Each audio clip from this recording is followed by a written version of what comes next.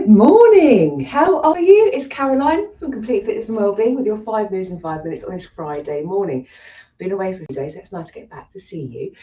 How's your fitness going? How's your movement going? I'd love to know. As always, let me know in comments. Today's focus, as always on a Friday morning, is our balance and strength class, where we take 2 or 3 moves that we do every single week. We do a few more than that, but I'll show you a couple of moves we do every week so we can see our progressions on these particular movements, how they feel, and also noticing that with our balance, it's not always the same. It's not going to always follow a certain path. Some weeks may be better than others. So it's a good reminder, just like, oh, how are we feeling? Checking in with what's going on too. And then I'm going to show you a couple of moves that we add for variety. Again, just for some challenge, maybe a bit of hand-eye coordination as well. We are going to be using our tennis ball for a bit of catch and bounce, because again, when we're balancing, we're watching things going around. Also, again, grip, working on that too. So as always, if you're up for working on the balance and strength, come and join me, but only doing the things that are suitable for you, your health and well-being, and what you're able to do at the moment. If you're starting out with your balance or tuning into it a bit more, have something close to hand to help you balance while you're doing these movements. We progress and we can remove those sort of items to help us. But if you need it, have it there. That's always the most important thing. Feel comfortable, feel safe. And as always, have a clear, safe space too. So we're going to start off with, dropping the timer, 45 seconds work, 15 seconds rest. I'm going to use a weight for my first move, but again, we do all these body weights as well. And we're going to start off with walking heel to toe.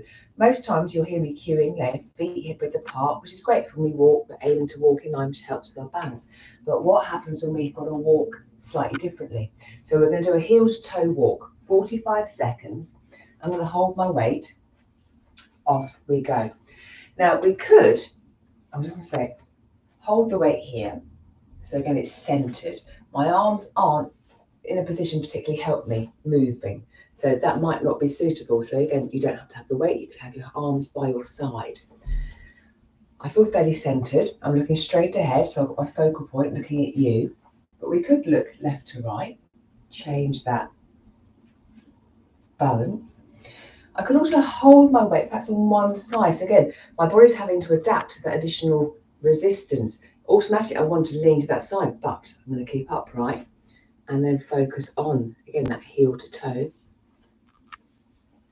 Again, aware of that side working. And again, I'll switch it over just to balance it. The next move, we'll just do our bend, tiptoes straight and lower. Not all balance is coming up onto one foot and just holding that.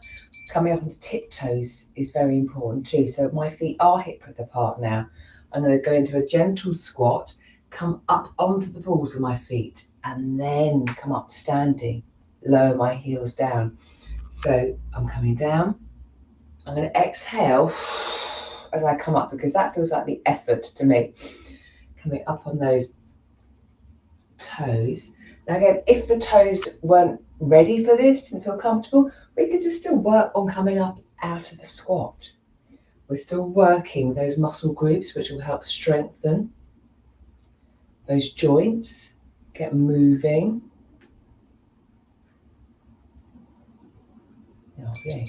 And pause.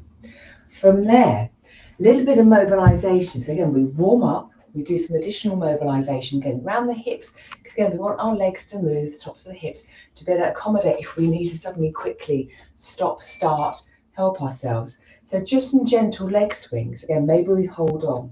I'm just letting that leg swing forward and back. It's part of the warm-up, but we're actually practicing the balance straight away. So my left foot is really connected with the floor. I can feel my big toe, little toe, heel of the foot. Soft knee as I let this leg swing forward and back. And just visualizing that lengthening between that hip socket, creating some space and some movement. From here, I'm going to take the leg out to the side and across, just like the pendulum, going back or side to side. So again, we've moved the top of the leg bone forward and back, now side to side, so creating a little bit more movement, mobility in that hip joint. And pause. Then let's add some balance and catch. Now, we can just stand on one leg and catch. That could be more than enough for the moment. We could swap hands. But maybe we can come up onto tiptoe and catch. So a bit more practice through my toes, coming onto tiptoe. Certainly some hand-eye coordination. How would you practice with your balance and your catching skills? Is it a combination you've done? Is it something you've not done since we were kids? Oh goodness, you see, having the ball on my other hand, that really challenges my balance. But again, challenge is good, as long as we feel comfortable and we can manage it. Oops, let's go back to that side and rest. And then the last move we're going to work on today in the class is working on getting all the way down to the floor and then getting back up again, because there may be a time we fall, we trip.